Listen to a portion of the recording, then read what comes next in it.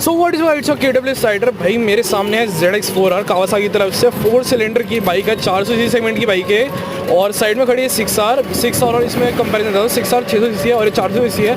4 cylinder है दोनों में। वो बात अलग है कि साइड लुक इसकी कुछ ऐसी है और साइड लुक में 10R का दे रखा है इन्हें एग्जॉस्ट सेम टू सेम भाई। और पीछे की टेल टाइटी देखो, टेल टाइटी जो देख सकते हो आप, ये 10R वाली है तो थोड़ी सी कॉम्पैक्ट बाइक है मेरे को ये लगा। बाकी 400 सेगमेंट और 4 सिलेंडर है तो काफ़ी क्रेजी लुक है। देखो इसका स्पीडोमीटर वगैरह कुछ ऐसा और एक ग्रीन कलर की है यार। ये 2025 मॉडल है। सो लाइक करें, शेयर करें, सब्सक्राइब करें KW cider for more videos भाई। ZX4R।